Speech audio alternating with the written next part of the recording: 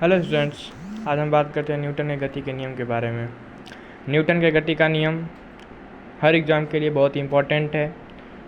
यदि आप न्यूटन के गति के नियम के बारे में अब तक न जानते हैं तो जान लीजिए। न्यूटन ने 3 नियम दिया, जो तीनों नियम बहुत ही इम्पोर्टेंट है।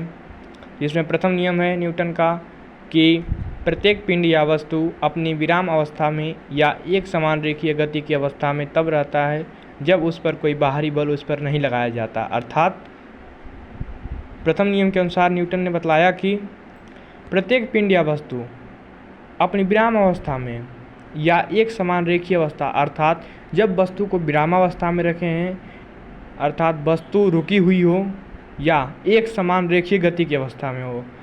जब वस्तु रुकी हुई हो या एक समान रूप से रेखीय गति कर रही हो, तब उस अवस्था में उस पर कोई बाहरी बल कार्य नहीं करता।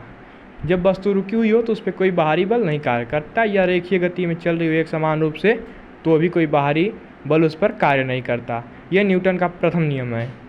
न्यूटन का द्वितीय नियम किसी वस्तु या पिंड की संवेग परिवर्तन दर लगाए गए बल के समानुपाती होता है और संवेग की दिशा वही होती है जिस दिशा में बल लगाया जाए।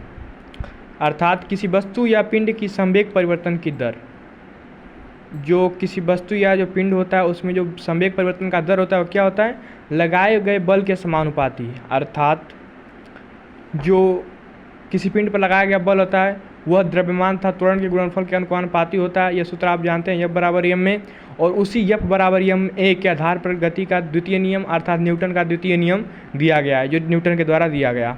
तो मैं बतला दूं कि न्यूटन के द्वितीय नियम में जो F बराबर m में है, अर्थात बल के जो समानुपाती है, बल के समानुपाती क्या है, संवेग परिवर्तन की दर, और संवेग की दिशा वही होती है जो जिस दिशा में बल लगाया जाता है।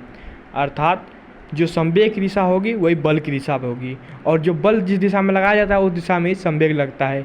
इसके बाद लास्ट टॉपिक आता है आपका तीसरा नियम, जो बहुत इंपॉर्टेंट है, प्रत्येक जिसको हम कहते हैं प्रत्येक प्रतिक्रिया का नियम, क्रिया प्रतिक्रिया का नियम। तो इस क्रिया प्रतिक्रिया के नियम में आप देखेंगे कि प्रत्येक क्रिया के बराबर और विपरीत दिशा में प्रतिक्रिया होगी। अर्थात जब हम किसी वस्तु को धक्का देंगे, पुल करेंगे या किसी वस्तु पे कोई बल लगाएंगे तो वह वस्तु भी हमारे विपरीत दिशा में बल लगाती है।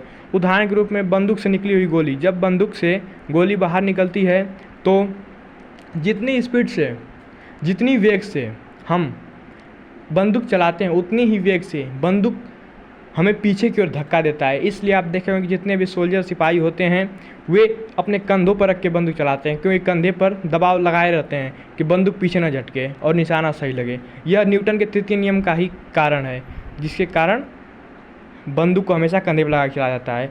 और इसके बारे में विस्तृत जानकारी हम अपने अगले वीडियो में बतलाएंगे। तब तक वर्तमान समय के लिए आप ये तीनों परिभाषाएँ याद कर लीजिए और इन तीनों से संबंधित अन्य जानकारियाँ तथा न्यूटन के तीनों समीकरण, जो फर्स्ट समीकरण, द्वितीय समीकरण, तृतीय समीकरण, 3 समीकरण हैं, उन तीनों समीकरणों का और अधिक विस्तृत जानकारी अगली वीडियो में मिलेगा।